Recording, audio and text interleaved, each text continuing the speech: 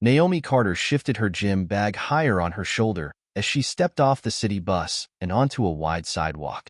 The afternoon sun cast angled rays across Harborview Avenue, reflecting off the windows of tall buildings and giving the bustling street a faint, golden glow.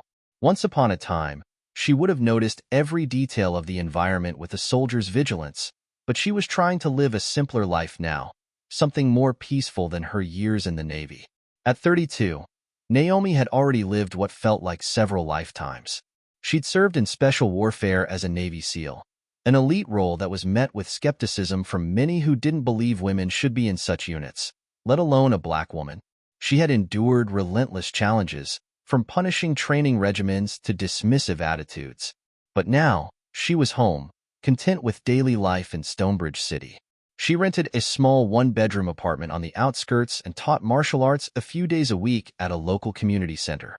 Even with civilian life's slower pace, her finely honed instincts never fully shut off.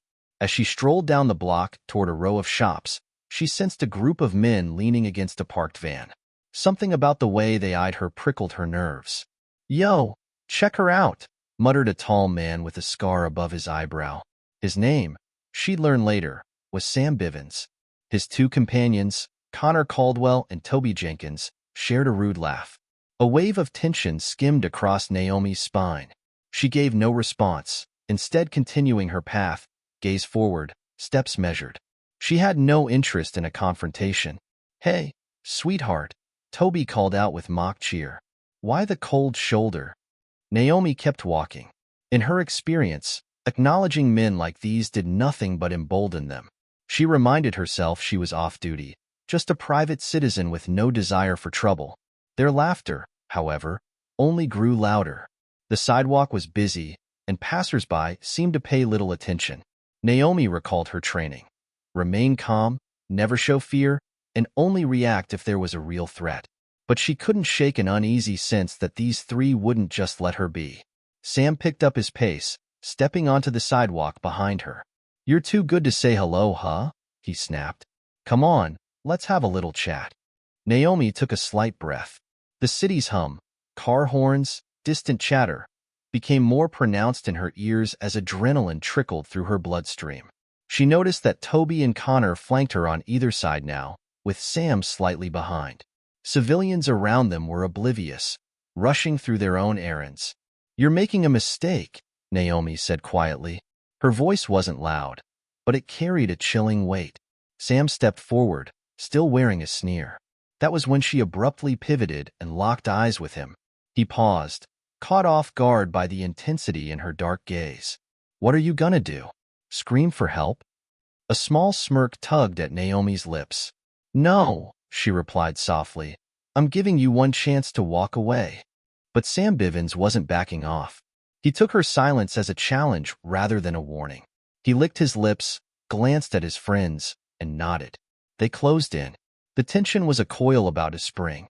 Naomi tensed, torn between not wanting to escalate and knowing she'd have to stand her ground if pushed. Could she avoid a fight in broad daylight? She gave one last warning, "Don't do this." "Too late," Toby muttered, and then Connor lunged for her bag strap. In a flash, Naomi ducked, yanked the strap free, and twisted Connor's wrist away from her body with fluid precision. Pain shot across his face, and he stumbled back. A mixture of shock and anger passed between the men. Naomi, calm but ready, realized it might only get worse if she stayed in the open. She glanced around. Too many bystanders, too many places for these guys to cause further havoc. "Get her," Sam barked. Before they could fully corner her, Naomi broke away in a sprint, weaving between startled pedestrians. She'd find a safer place to confront them on her terms, somewhere they couldn't drag innocent people into the chaos. Behind her, the three men roared, shoving aside anyone in their path as they gave chase. Naomi's lungs worked smoothly as she flew down a side street that branched off Harborview Avenue. Though she was out of uniform, her body was still in top shape. A mile-long run was nothing compared to SEAL training. Ahead, she spotted an alley that might give her a strategic advantage. She pivoted sharply into it. It was narrow, flanked by old brick walls daubed with graffiti. Metal fire escapes crisscrossed overhead. She leapt over a couple of stray boxes and slowed, just enough to listen to the approaching footsteps. They thundered after her, closer than she'd expected. These guys are persistent, she thought. Sam, Toby, and Connor squeezed into the alley, forced to form a single-file line. Toby, being the leanest, managed to get in front of his friends. He cursed under his breath, nearly tripping over the same boxes Naomi had cleared. Where'd she go? Toby hissed, scanning the gloom. The only light was a flickering bulb above a fire exit door halfway down. Sam elbowed him aside. Shut up. She's got to be here somewhere. Naomi pressed herself flat against a recessed door behind an overflowing dumpster. Her breathing was measured, but adrenaline fired through her. She had a plan. Let them pass, then funnel them to a place where she could handle them individually. The last thing she wanted was a brawl in a cramped alley with no room to maneuver. Connor cursed as he stepped into a shallow puddle. I can't see anything in this. Naomi moved. Her left arm snapped out, hooking Connor around the neck, and she used his own momentum to slam him lightly against the wall. She was trying to subdue, not kill. He let out a strangled groan. Toby spun around, eyes wide at the sudden motion. Sam roared, driving his shoulder toward Naomi, forcing her to disengage and roll aside. Her shoulder bumped into the dumpster, sending an echoing clang through the alley. Naomi's mind raced. If she fought them head-on here, there was a risk Toby or Sam might grab something from the dumpsters as a weapon. She needed more space, more control. She shoved Connor away, ignoring his sputtered obscenities, and made a break for the alley's far end. The men recovered quickly. Sam barked, after her. She's not getting away again. Her heart pounded, not from fear, but from readiness. She slipped out of the alley onto a narrow back street dotted with defunct shops and a small parking lot. A few people noticed her and the men chasing her, but most darted away rather than intervene. In that moment, Naomi flashed back to a memory of being pinned behind a stone wall in a dusty desert halfway around the world. Her commander's words echoed, "Never let them choose the ground. Make them fight on your field." She took a mental inventory. If she turned left, there was a short route to a more industrial part of town. Less foot traffic, fewer witnesses, and ironically, safer for innocent bystanders. She sprinted left, hearing the men's ragged breathing behind her. Connor was the slowest, weighed down by anger and a reeling head from Naomi's earlier takedown. Toby matched her pace for a while, but gradually dropped back. Sam was in surprisingly good shape, staying within striking distance. They neared a section of the city where warehouses jutted up against the waterfront. The smell of salt water, rusted chains, and stale fish drifted through the area. The constant hum of traffic gave way to distant gulls and slapping waves. Naomi spotted a deserted loading dock near a row of dumpsters. No one else to get hurt, she thought. This ends here. She dashed around a shipping container and spun to face them, setting her feet in a balanced stance. The men skidded to a stop on the cracked asphalt, panting. Sam advanced slowly, his face a twisted mask of rage. You're not so fast now, are you? Naomi stood calm, every fiber of her training coursing through her posture. Walk away, she said, her tone as cold as steel. This is your last warning. Toby and Connor sneered, but Sam let out a mock laugh. You think you can take all three of us? The air tensed. Naomi exhaled once, relaxed her shoulders, and prepared for the inevitable. The dockside afternoon light painted the world in dusty gold. Naomi allowed her peripheral vision to catch the outlines of Sam, Toby, and Connor as they circled her. Each man wore the same expression of confidence, arrogant, predatory. Sam feinted at her left, forcing her to pivot. Toby lunged from behind, hands outstretched like he intended to tackle her. In a smooth, practiced motion, Naomi sidestepped Toby and slammed her palm against his chest. Momentum toppled him forward. He crumpled onto the concrete with a startled grunt, rolling away to avoid her follow-up. Connor launched a wild punch.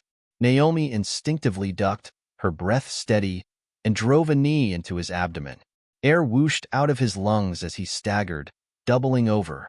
But Sam seized the advantage, cracking an elbow across Naomi's ribs. Pain flared, momentarily brightening the edges of her vision. She clenched her teeth, stepping back in a defensive posture.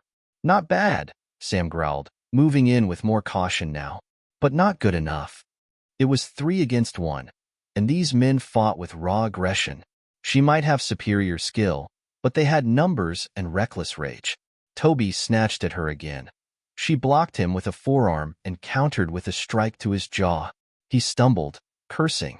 Connor, recovering from her knee to his gut, grabbed a discarded length of wood from behind the container.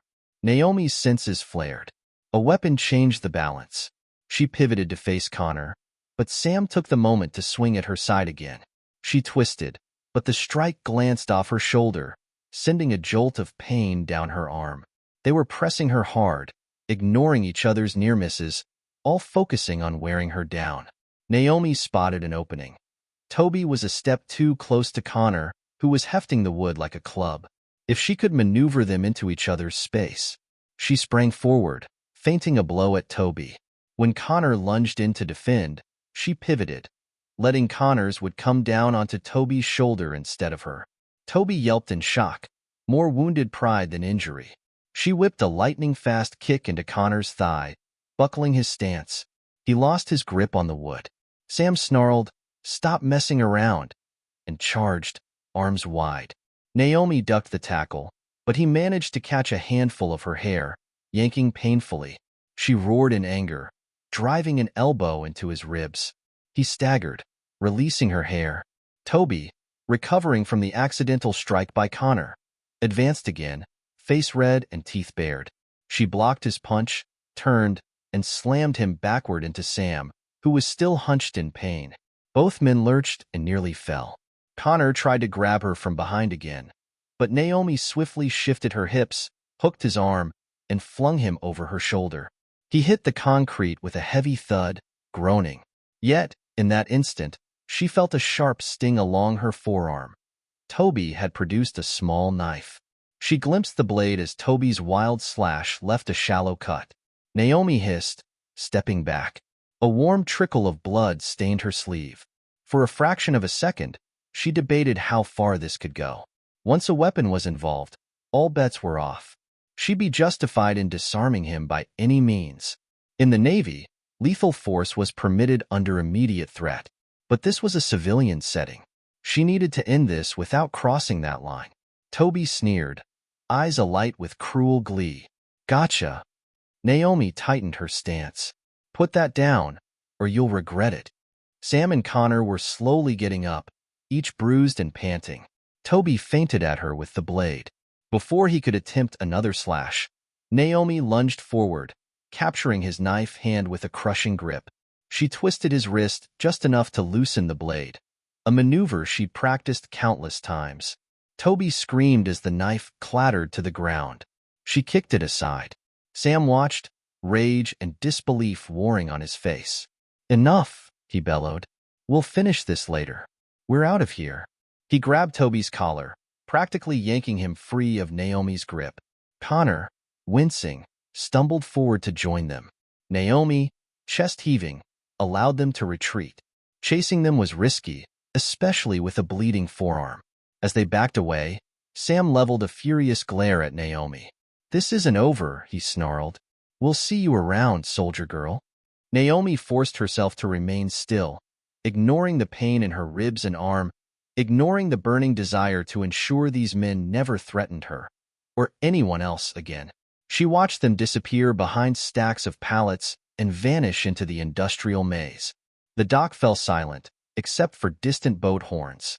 Naomi gingerly pressed her hand to the cut on her arm, the adrenaline fade making the wound throb. She needed to stop the bleeding. But more than that, she needed to make sure these men faced the law. There was no question now. They'd escalate further if left unchecked. She grimaced, feeling the dull ache in her ribs. They'll come back, she thought, and next time, they might be worse. Seated in an urgent care waiting room, Naomi cradled her patched-up forearm, the bandages neatly covering the knife wound. She'd refused anything more than a basic dressing.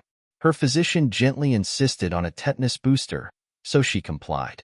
Old habits of self-reliance died hard, but she recognized the need for caution.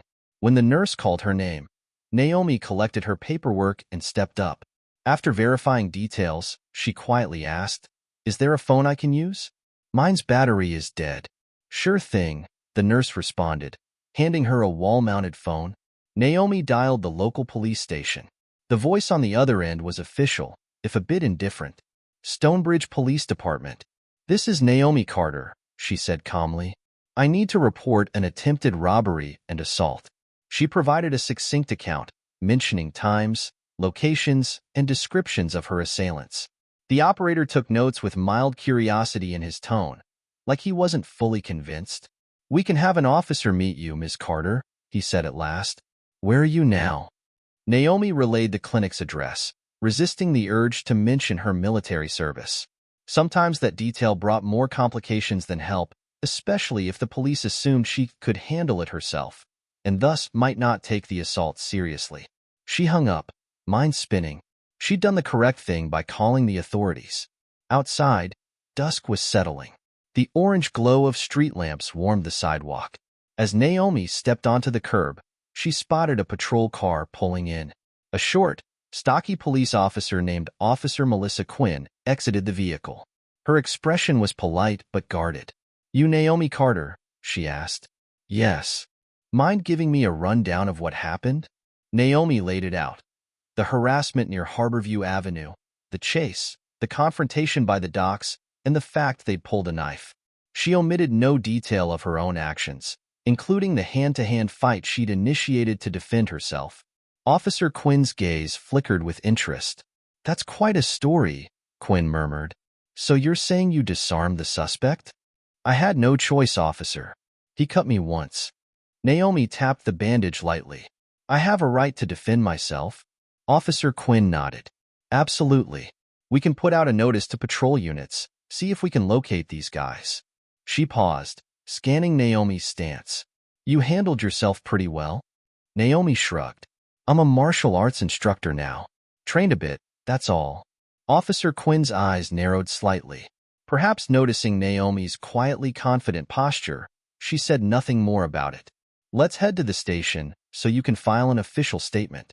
Then we can proceed with charges if we find them." Naomi climbed into the passenger seat, her mind replaying Sam's threat. This isn't over. She shivered, pushing it aside. She'd survived far worse. But would justice truly be done if the police found them? She couldn't ignore the nagging fear that men like Sam Bivens too often slipped through cracks in the system. They arrived at the police station, its fluorescent lights buzzing overhead. Officer Quinn led Naomi to a small desk. An older officer, Lieutenant Bo Nelson, greeted her stiffly. He tapped at a computer. She recounted her story again, every detail precise. Nelson typed, sometimes pausing to ask clarifying questions. Yet Naomi sensed a certain skepticism. Maybe it was the nature of big city cops to question everything, or the notion that she'd single-handedly fought off 3 men.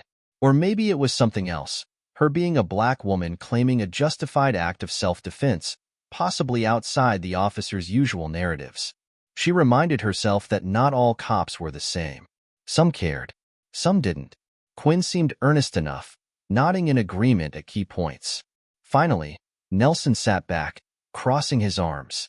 "All right, Miss Carter, we have your statement. If we find a match for your attackers, we'll be in touch. There are some cameras near Harborview. We'll see if we can pull footage to confirm." Naomi left the station, the promise of an investigation lingering but not concrete. She didn't feel particularly reassured. As she stepped onto the nighttime sidewalk, the tension in her muscles returned. These men, Sam, Toby, Connor, won't just disappear, she thought. And if the system failed, what then? She refused to let them target anyone else. People like that didn't stop unless they were forced to stop. She squared her shoulders. It was time to take extra precautions. Naomi's week had been unusually quiet, almost too quiet. Although she hadn't heard back from the police yet regarding any leads on Sam, Toby, or Connor, she kept her guard up. She spent her days at the community center, leading martial arts and self-defense classes that drew increasing numbers of local teenagers, especially young women. Every jab and kick she demonstrated came with a reminder. Staying aware of your surroundings was half the battle. Late Thursday afternoon, Naomi wrapped up her final self-defense workshop for the day. She gathered a few loose kicking pads and stored them in a back closet, lingering a moment to catch her breath. The teens who just finished class were chatting in excited tones, rummaging for water bottles and slipping into street shoes. Naomi smiled at their energy. Teaching them felt like she was paying forward the protection skills that had saved her life more than once. Soon, the hall emptied. Sunset light streaked the large windows, tinting the gymnasium floor with shades of orange and pink. Naomi flipped off the main lights, locked the doors behind her, and stepped outside into the mild evening. She inhaled deeply, letting the crisp air fill her lungs. For the first time in days, she felt a fleeting sense of calm. That was when she sensed someone watching her. Across the street, leaned casually against a rusted mailbox, stood Toby Jenkins. The overhead street lamp cast his shadow long and thin, making him appear taller than Naomi remembered. He raised a hand in a mock salute, grinning as though they were old friends rather than would-be attacker and victim. Naomi's chest tightened. She'd half expected one of them to resurface, but not here. While she was tempted to ignore him and head for her car, she also understood that men like Toby viewed avoidance as fear. She refused to show any weakness. So, she squared her shoulders, holding her keys firmly between her fingers just in case. He crossed the street in a confident stride, weaving around a slow-moving sedan. The engine noise faded, leaving an unsettling hush in the air. As Toby neared, Naomi caught the stale odor of cigarettes on his jacket. "Evening, teacher," he greeted in a low tone, lips twisting into a sneer. "Heard you're doing quite a job showing folks how to fight back." Naomi kept her voice level. "I am. People need to know how to defend themselves from threats like you." Toby chuckled. "Is that a fact?" He looked her up and down. "You sure you want to keep poking the bear? Sam's not big on forgiveness, and neither's Connor, once his bruises heal." She met his gaze without flinching. "If you're here to threaten me, don't bother. I've already gone to the police." "Yeah, we know," he snorted, giving the empty sidewalk around them a glance. "They haven't done much, have they? We're still walking free." A spark of anger flickered in Naomi's chest. It was true that the wheels of justice turned slowly, but a delayed response didn't mean no response at all. She exhaled slowly to maintain composure. "That'll change once law enforcement puts the pieces together." He leaned in slightly, voice turning almost conspiratorial. "Sam thinks you might wise up and drop this whole assault story. Maybe forget that we ever crossed paths. That'd be better for everyone, wouldn't it?" Naomi's stomach churned at his audacity. "You're wasting your breath," she said quietly. "I'm not changing a thing." Something dark flickered across Toby's face. "I had a feeling you'd say that. You know, we can do more than knock you around a bit. Sam can find out where you live, who your friends are. People might get hurt if you keep pushing." She saw the threat for exactly what it was, an attempt to intimidate her into silence. Her grip on her keys tightened. "You touch anyone in my life," she whispered, voice quivering with controlled rage, "and you'll regret it. That's a promise." For a moment, they locked eyes. Toby's grin vanished. Beneath it, Naomi caught a glimpse of uncertainty. He knew she was capable of fighting back, but fear could make men like him dangerous in unexpected ways. He cleared his throat. "You're a tough one. I'll give you that," he muttered. "But Sam's got a long memory. Think carefully about your next step." Naomi watched him retreat, crossing the street again, disappearing around a corner and blending into the city's twilight. Only when she was sure he'd gone did she release a slow, shaky breath. Her heart hammered in her chest, adrenaline fueling her anger. It wasn't just about her safety anymore. Toby had hinted they could target people she cared about. She hurried to her car, double-checking the back seat and nearby shadows before climbing in. With the doors locked, she dialed Officer Quinn's number. After 3 rings, voicemail picked up, and she left a terse message. "Officer Quinn, this is Naomi Carter. Toby Jenkins showed up at the community center, threatened me again. I'm requesting extra patrols in the area and an update on any warrants or charges. Please call me back." Ending the call, Naomi stared at the dark city street, the weight of Toby's words pressing on her. She had stepped forward to do the right thing, to prevent these men from terrorizing others. But the system was slow, and Sam's crew was emboldened by its delays. She rested her head against the steering wheel for a moment, letting the tension ease out of her body. Then, with determination burning in her eyes, she started the engine. The night wasn't over, and she had more calls to make, people to warn. She refused to be bullied into dropping her pursuit of justice. If Toby and his friends believed intimidation would make her cower, they were about to learn how wrong they were. Naomi Carter paced the length of her living room, the worn hardwood creaking under each determined stride. Though she turned on the TV in hopes of background noise, her attention floated elsewhere, hovering over the events of the past week. Since Toby's unsettling visit at the community center, her mind refused to grant her any peace. Every time she closed her eyes, she replayed that smirk of his, the vicious promise that Sam had bigger plans, and it gnawed at her. Outside her small apartment window, dusk was settling over Stonebridge City. The sky bled from orange to deep purple, throwing long shadows across her neighborhood block. Naomi pulled aside the edge of her curtain and scanned the street below. A pair of teenagers talked animatedly near a convenience store, and an elderly couple ambled by. No lurking figure, no tailing car. A small relief, but not enough to calm her. She let the curtain drop and returned to her pacing.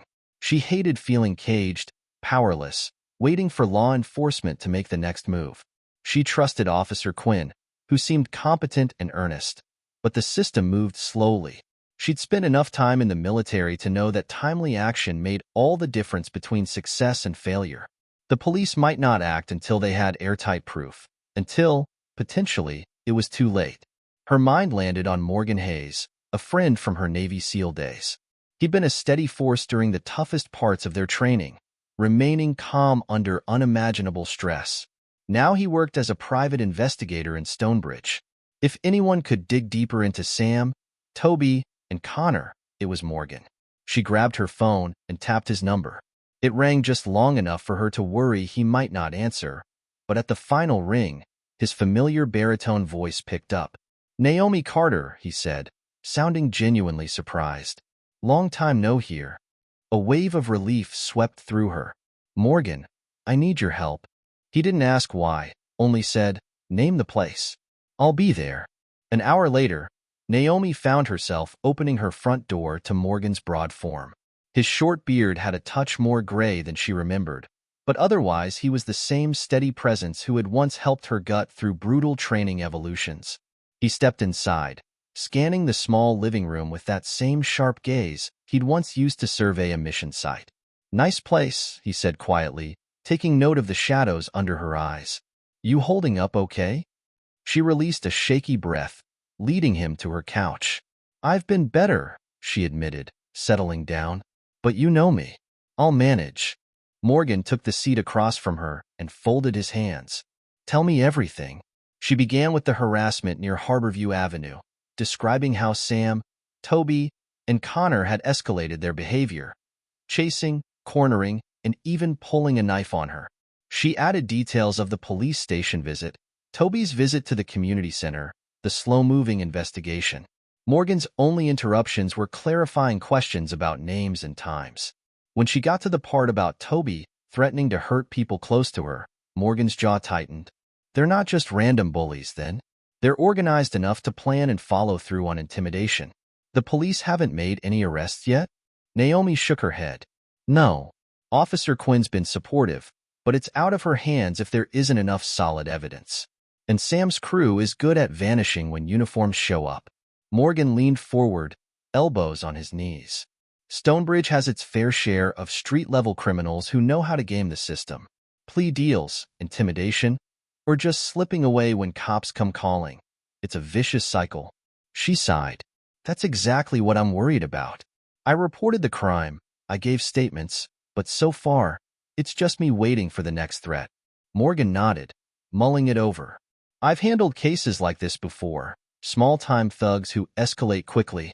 Let me do some PI work.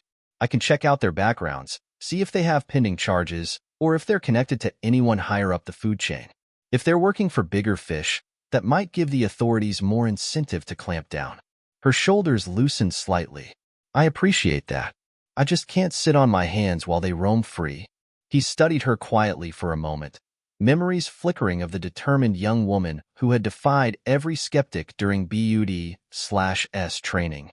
You've never been one to sit back and let others fight your battles, he said with a half-smile. I get it. Naomi let out a small laugh. Guess some things never change. His expression grew serious. Listen, I know how capable you are. More than capable. But these guys play dirty, and they aren't worried about hurting bystanders. If you suspect they're tailing you or planning an attack, you call me. Day or night. She nodded, relief mingling with lingering tension. Deal. Morgan rose. All right, I'll start digging first thing tomorrow. If there's any surveillance or a witness who can confirm your story, that'll shore up the case. Stonebridge is full of corner stores, gas stations, traffic cameras. Someone or something had to catch part of this. Naomi followed him to the door. Thank you, Morgan. He paused at the threshold, that old Navy humor lighting his eyes. Hey, you do the same for me, right? She smiled softly. No question. Left alone once more, Naomi sat by the window, her gaze flicking from the quiet street below to the phone in her hand. She wrestled with a swirl of emotions. Gratitude for Morgan's help, anxiety about Sam's next move, and a simmering anger that these men thought they could terrorize people at will. She remembered the countless missions overseas, how each success hinged on gathering intel, studying the environment, and taking action before the enemy struck. It was no different here, she realized. A different battleground, perhaps, but the principles remained the same. Resolve firmed in her chest. If Sam, Toby, and Connor believed she'd cower, they were in for a rude awakening. She wasn't just going to wait for the police or Morgan to do all the legwork. She'd stay sharp, notice patterns, document everything. These men had carelessly tried to rob and assault the wrong target, and Naomi Carter was determined to make sure they never got the chance to terrorize anyone else again. Despite the heaviness in her heart, she allowed herself a small flicker of hope. For the first time since the attacks, she felt less alone. Morgan was on her side, as was Officer Quinn, in her own official capacity. Naomi breathed in the apartment's cool air, letting the tension settle. Tomorrow was another day, one where she'd have reinforcements, information, and a renewed sense of purpose. She clicked off the TV and turned out the lights. In the darkness, the city glow cast faint shapes on the walls, reminding her that Stonebridge didn't sleep. Somewhere out there, Sam and his crew might be making plans, boasting about their successes. But Naomi had a plan of her own now. They might have started this war of intimidation and violence, but she wouldn't rest until she finished it, on her terms, and with the full weight of justice behind her. Morgan Hayes' investigation yielded a tangible lead faster than Naomi had dared to hope. Late one evening, her phone buzzed with a text. Morgan heard something big going down at the old Redwood salvage yard. Sam and his gang use an abandoned garage there. Could be dealing in stolen property. Let's meet tomorrow, 8 p.m., near the main gate. The following night, Naomi navigated the deserted roads on the industrial outskirts of Stonebridge. The thick smell of machine oil and rust clung to the air. Rows of crumpled cars and broken-down trucks loomed like ghosts in the moonlight. She found Morgan standing next to a rundown fence, his tall frame partially concealed by the shadows of a twisted tree trunk. A single overhead lamp revealed the tension in his jaw. Been here half an hour, he whispered, pulling Naomi aside. Got a tip from a contact that Sam's planning to move some stolen goods tonight. Might be firearms, might be electronics, couldn't confirm. Naomi peeked through a gap in the fence. Amid towering piles of scrap, she saw a wide, corrugated metal garage. A couple of bare bulbs hanging on frayed wires cast weak halos of light inside. Two silhouettes milled about with an air of restless impatience. She recognized Toby's lean frame and Connor's slider build. Their body language alone made them look uneasy. Sam was nowhere in sight yet. We should let Officer Quinn know, Naomi suggested. She wanted the police to have enough time to catch Sam in the act. Morgan nodded, already dialing from a secondary phone. Let's hope they get here before Sam and the rest skip town. If we catch them in the middle of a deal, we'll have all the evidence we need for a solid case. Naomi's stomach twisted. She'd replayed every threat Toby had leveled at her, every arrogant smirk Sam had flashed. Tonight could end it, or it could become a firefight. She slipped a small flashlight from her jacket pocket, ensuring the beam was switched off. She wanted to see, not be seen. Inside the junkyard, headlights flared through a far gate. An SUV rumbled forward, its engine echoing eerily. Naomi tensed. The new arrival parked by the garage, and two men stepped out, greeting Toby and Connor with curt nods. From the SUV's open trunk, they hauled out several heavy black cases. "You thinking what I'm thinking?" Morgan breathed, camera phone at the ready. "Guns," Naomi muttered. "Or worse." Connor spoke rapidly to the newcomers, though Naomi couldn't make out the exact words. Toby scanned the yard, clearly anxious. No sign of Sam yet.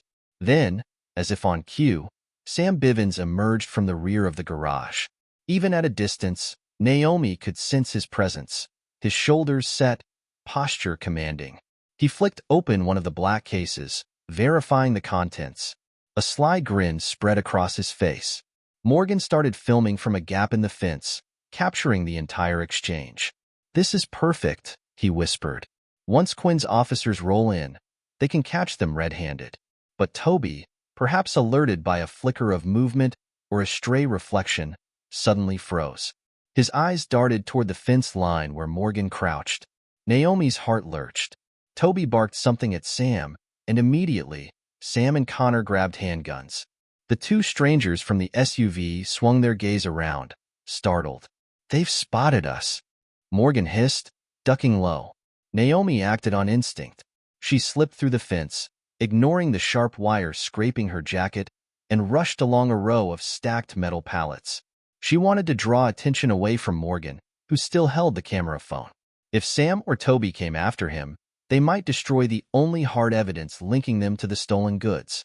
At the corner of a rusted shipping container, Naomi pressed her back against the metal. She heard Toby's voice ring out, "Show yourself, Carter. I know you're here." His challenge echoed in the hollow yard, heightening the sense of a trap closing in. Footsteps clanged on the junked metal surfaces, drawing nearer.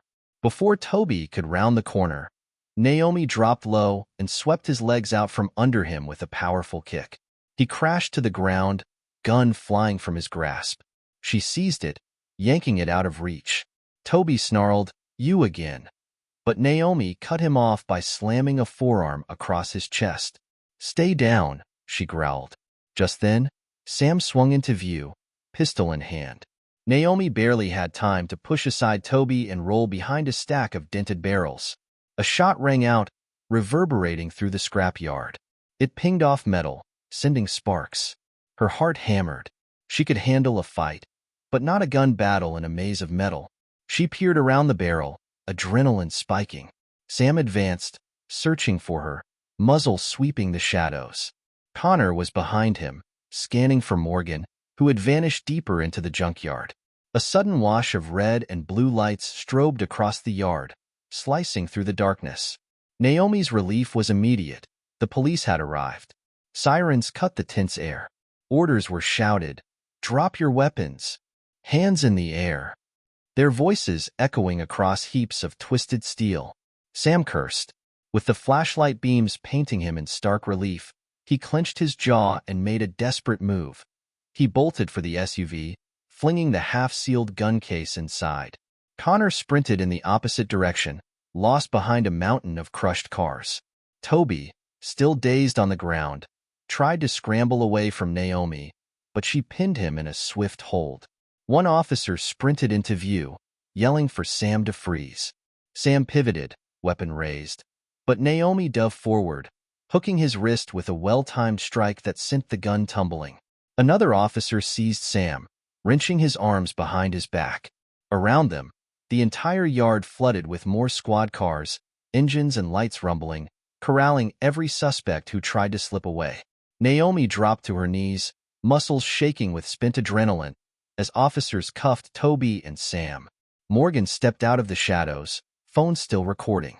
He gave Naomi a quick nod, relief in his eyes. It was over. Or, more accurately, just beginning for Sam and his crew.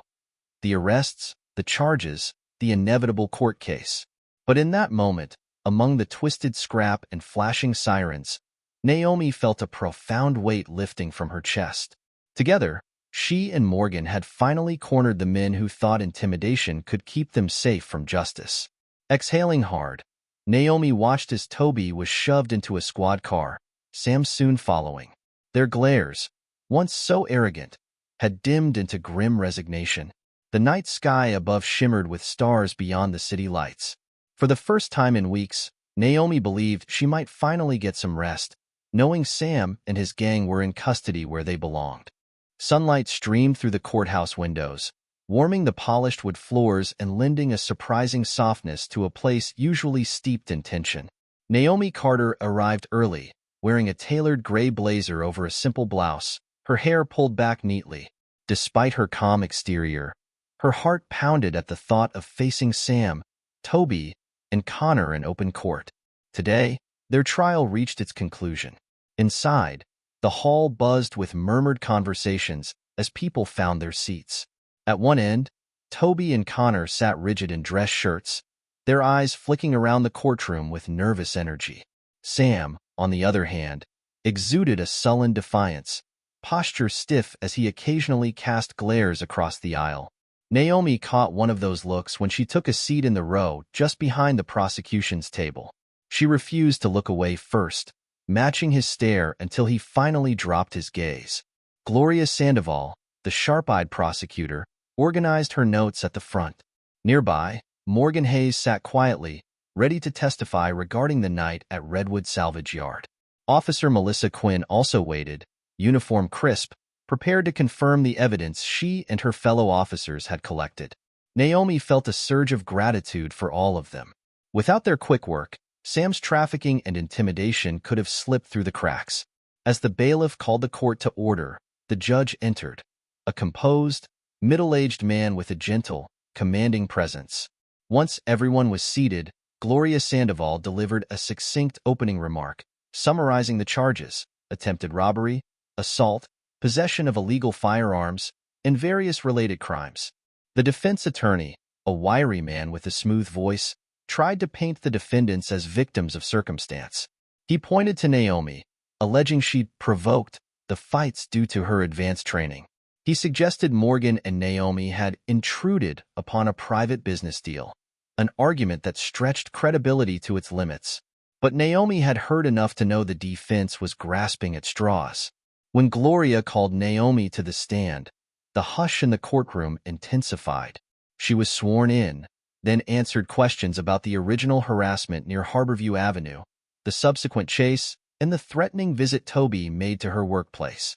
She recounted the final showdown at Redwood Salvage Yard where Sam, Toby, and Connor had been caught with firearms they clearly intended to sell. Throughout her testimony, Sam occasionally scoffed, while Toby and Connor squirmed, eyes darting anywhere but at her. Yet Naomi remained unshaken.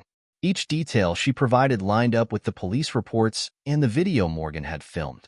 She spoke plainly about her background as a Navy SEAL, underscoring that she hadn't sought out trouble. She had defended herself and assisted law enforcement to prevent further harm. Next, Morgan took the stand, detailing what led him to investigate Redwood Salvage Yard and how he'd managed to record Sam's illegal gun deal. His calm, methodical explanation left little room for doubt. Finally, Officer Quinn verified the chain of evidence: the confiscated weapons, the statements they took from Naomi and Morgan, and the results from the station's background checks on Sam, Toby, and Connor. The defense tried one more time to downplay the events, arguing he said, she said, but the judge allowed Gloria to show Morgan's phone footage, including Toby's brandishing of a weapon and Sam opening the case of stolen guns. The evidence spoke for itself. When it was time for closing arguments, Gloria Sandoval's voice resonated with conviction. These defendants targeted Naomi Carter, confident they could frighten her into silence. They escalated to violence, then delved into illegal arms deals, all while believing no one would hold them accountable. But they were wrong. Ms. Carter stood firm, and law enforcement intervened to protect our community. We ask you to find these men guilty, not just for her sake, but for every person they might have harmed in the future. A restless energy filled the gallery as the jury left to deliberate. Naomi retreated to the hallway, waiting with Morgan and Officer Quinn. The minutes ticked by, tension winding tighter with each second. At last, the doors opened, and everyone shuffled back inside. The jurors filed in with solemn expressions. The foreperson held a single sheet of paper, which she handed to the judge. He read it silently, then looked out at the courtroom. On the counts of assault, attempted robbery, and illegal weapons possession, we, the jury, find the defendants guilty. A collective breath seemed to leave the room, as if a storm had broken. Naomi felt a rush of relief, so powerful it nearly brought tears to her eyes. Toby and Connor both slumped in their seats, their bluster draining away, while Sam's face twisted into a mask of anger. The judge proceeded to hand down sentences commensurate with the severity of the crimes and their prior records, ensuring none of them would walk free for quite some time. Naomi squeezed Morgan's arm, gratitude shining in her eyes. He returned a supportive smile. Nearby, Officer Quinn gave her a proud nod. In that moment, Naomi realized that what they'd done went beyond personal revenge or even a single story of intimidation. Together, they'd fought back against a culture of threats and fear, demonstrating that justice, though sometimes slow, could still be delivered when people had the courage to stand up. Outside, the midday sun glowed over the courthouse steps. Naomi paused to breathe in the fresh air, letting the tension that had choked her for weeks melt away. Morgan stepped beside her, hands in his pockets, glancing at her with a knowing look.